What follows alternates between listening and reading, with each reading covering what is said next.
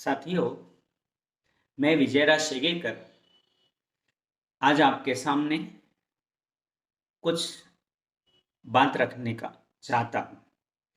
बहुत दिन से साथियों मैं ये देख रहा समाज में बहुत सारे ऐसे लोग हैं जो ये कहते हैं कि हमारा संगठन है, हमारा संगठन है, हमारा संगठन है, हमारा एनजीओ है।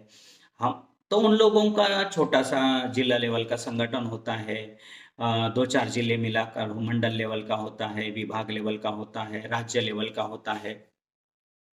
और कुछ लोगों का संगठन स्टेट लेवल का होता है, कुछ लोगों का संगठन 4 स्टेट में होने की वजह से वो राज्य राष्ट्रीय लेवल का भी होता है।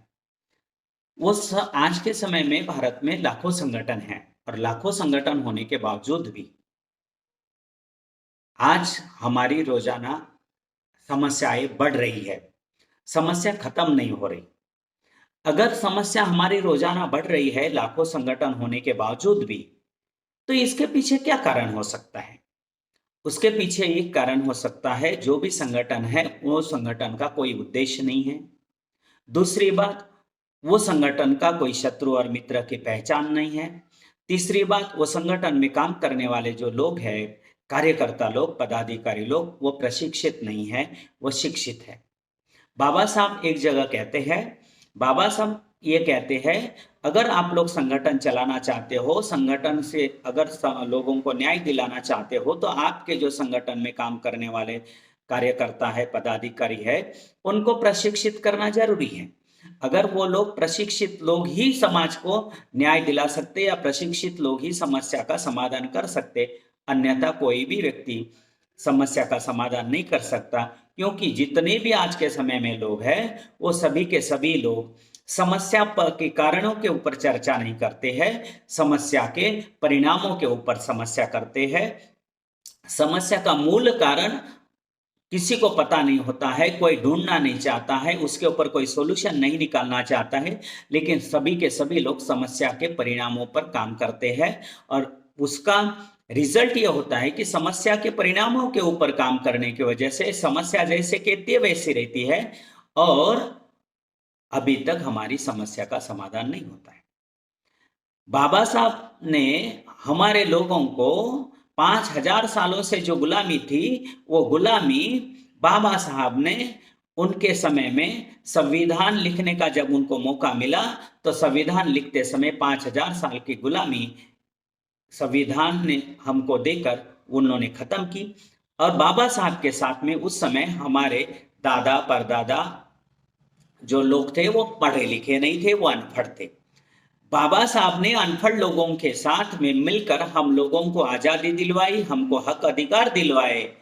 और वही संविधान के द्वारा आज के समय में पढ़े जो लिखे जो लोग हो गए, आरक्षण से वजह से जो नौकरी पर लगे हुए लोग हो गए, वो लोगों ने अपन हमारे हक अधिकार जो संविधान ने हमको दिए हैं, वो उनके आंखों के सामने खत्म हो रहे हैं। और फिर भी वो ये कहते हैं कि हम लोग वो संविधान ने दिए हुए हक और अधिकार बचाने के लिए हम लोग कांग्रेस में काम करते, बीजेपी में काम करते, अलग अलग पॉलिटिकल पार्टी में काम करते। साथियों, मेरा उसके सामने एक सवाल खड़ा होता है, जिस समय महात्मा ज्योतिबा फुले को कांग्रेस का निमंत्रण दिया था, शाहू महाराज को कांग्रेस में आने का निमंत्रण दिया था, बाबा साहब को कांग्रेस का में आने का निमंत्रण दिया था कि आजादी की लड़ाई लड़ो, उस समय ये तीनों भी महापुरुषों ने कांग्रेस में जाने से मना कर दिया। और आज हमारे लोग वो कांग्रेस में जाते हैं, वो बीजेपी में जाते हैं और वहां जाकर ये सोचते हैं कि हमारे हक अधिकार जो खत्म हो रहे वो उनसे बरकरार रखने की इच्छा रखते हैं या उनसे अपेक्षा करते हैं कि वो हमारे अधिकारों को बरकरार रखेंगे। मेरा उन लोगों को सवाल है, अरे भाई, उन लोगों ने तुम्हारे हक और अधिकार खत्म कर दिए। जो व्यक्ति तुम्हारे हक अधिकार खत्म करता है, वो व्यक्ति तुम्हारे हक अधिकार को कैसे बरकरार रखेगा? कौन से आधार पर आप ये कहते हो? लेकिन हमारे लोग, पढ़े लिखे जो लोग होते हैं, उनको ये बात को समझ में नहीं आता साथियों।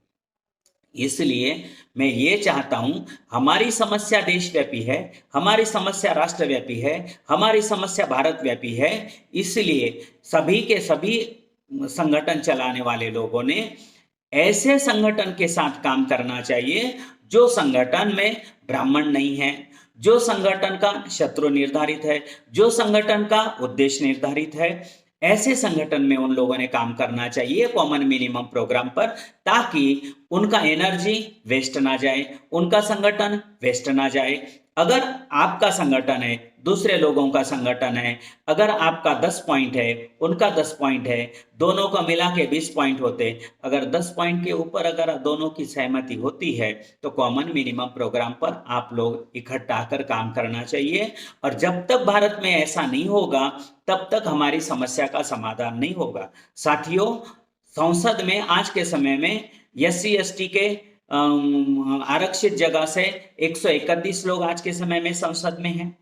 1140 लोग विधानसभा में, भारत के अलग अलग विधानसभा में आरक्षण से चुने हुए लोग हैं। मतलब 1140 और 131 सांसद अगर जिल में चाहे तो कुछ भी कर सकते हैं।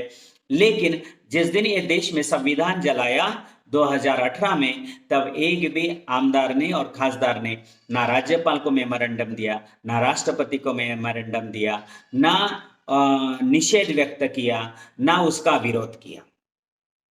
और वही आमदार और खासदार लोग जब संसद में चुनकर जाते हैं तो वही संविधान की शपथ लेते हैं।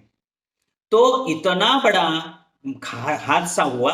उसके बाद में 2025 को RSS को 100 साल पूरे होने वाले हैं, और उसके पर्व पर उनसे कुछ लोग ये कहते हैं नए संसद भवन में नया संविधान लागू करेंगे। उन लोगों ने नया संसद भवन का निर्माण करना शुरू कर दिया, और कुछ दिन पहले अशोक स्तंभ का जो स्टेचू था वो संसद के सामने रखा। आप सभी लोगों ने सोशल मीडिया पर देखा, संसद का सामने जो अशोक स्तंभ का जो स्टेचू रखा गया उसके संदर्भ में कितना बवाल हुआ।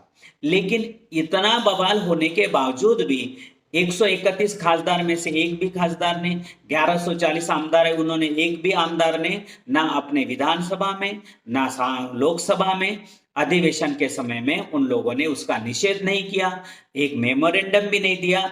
इसलिए मेरा यह कहना है, हमारे जो चुने हुए लोग वहां पे पहुंचे हैं सत्ता में, वो हमारा काम नहीं करते हैं, वो उनके पक्ष का काम करते हैं।